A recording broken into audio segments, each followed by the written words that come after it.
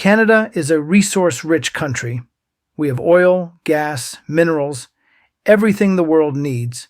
But today, engineers aren't designing, projects aren't moving, and pipelines aren't getting built. Why? In 2019, the federal government passed Bill C-69, also known by many in the industry as the No New Development Law. Since then, approvals have slowed, uncertainty has increased, and our energy advantage has been locked down. While the world demands more energy, Canada's engineers are stuck waiting for permits, for green lights, for action. In this video, we look at the 2025 debate between Pierre Poilievre and Mark Carney, and how their energy policies could decide whether Canada's future is built or blocked. Next, energy and climate. Mr. Poilievre, where does fighting climate change land on your list of priorities when it comes to expanding energy opportunities in this country? It lands within our priorities of bringing home jobs while bringing down emissions around the world. Look, the reality is that if we push production out of our country to more polluting countries, it actually makes the problem worse. But that has been exactly the Liberal approach with the anti-development law, C-69, blocking of 15 LNG export plants over the last 10 years. We have seen more of those jobs go abroad. I want to bring them home.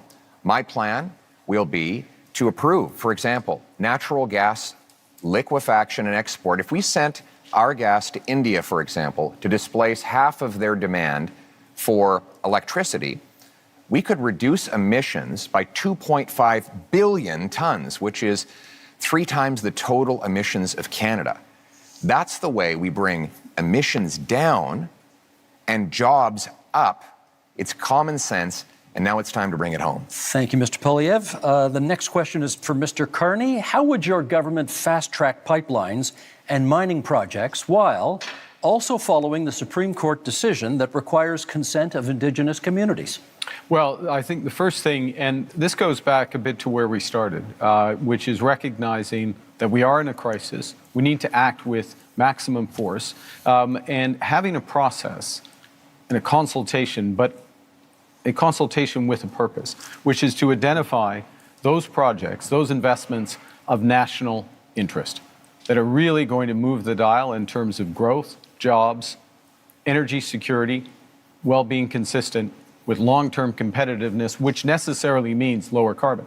And so part of that process is ensuring that First Nations, Indigenous peoples, are there from the start. It also includes their ability to participate fully in those projects, and that's why, and I know I can tell, like, you've got to tell on when I've gone on too long, so I'll finish up, which is, that's why we're doubling.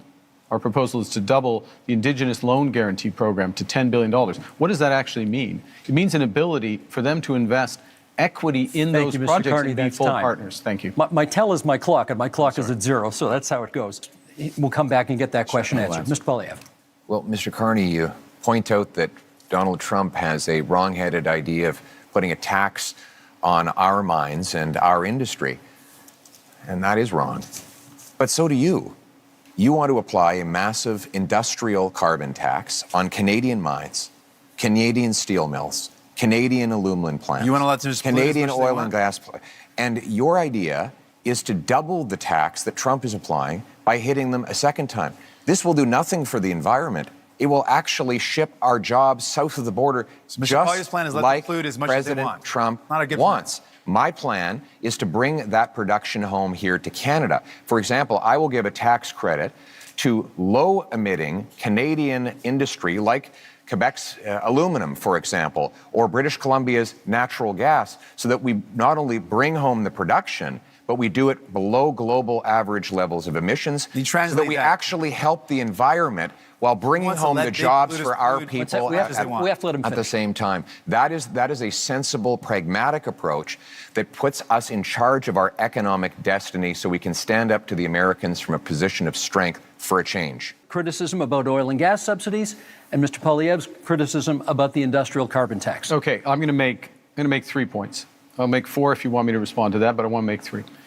The first is that I answered this question last night, but I think the puck had already dropped in the Canadians game, so not everyone heard it. Yes, end to oil and gas subsidies. That's why you need New Democrats.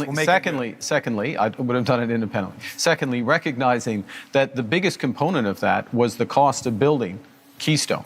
Keystone, which is the pipeline which has helped to increase oil and gas oil exports rather by 50% in this country, that is an asset of the people of Canada. We own it. And the question of what to do it. So it's not a subsidy that has disappeared, it's actually an asset of Canada. Let me make a third point, though, in terms of where the oil and gas industry, particularly the oil industry, wants to and needs to go, which is to become low carbon in the production and transportation of oil. One of the big projects we need to move forward with is carbon capture and storage, the Pathways project, so that we have oil and gas that is competitive. I'm going to address the broader point. The broader point is the entire absence of a climate plan from Mr. Poilievre, which, by the way, is going to put our industry and our country at a disadvantage as we're looking for new trading partners. Guess what? Most people want to deepen our partnership in Europe, in Asia. Those countries care about whether or not you've made progress. Second thing is, we're designing a program so that the big polluters pay Canadians at home for making responsible climate choices, for retrofitting their home, getting their emissions down, or improving otherwise. And that is smart climate policy. It's better for the big polluters, and it's better for Canadians. Pierre Poilievre. Mr. Carney didn't answer my question. I asked how much would an industrial carbon tax on Canadian steel add to the price of a car? And he won't answer because he knows that it will be very expensive because there's lots of steel in cars. When you add taxes to steel, you raise the price of everything that uses steel. When you add the carbon tax onto the price of, for example, fertilizer, you increase the price of food. So while Mr. Carney has temporarily hidden the Liberal carbon tax at the pumps while keeping the tax fully in law, and planning to raise it after the election, he's also going after a tax on our industry that will ultimately be passed on to you.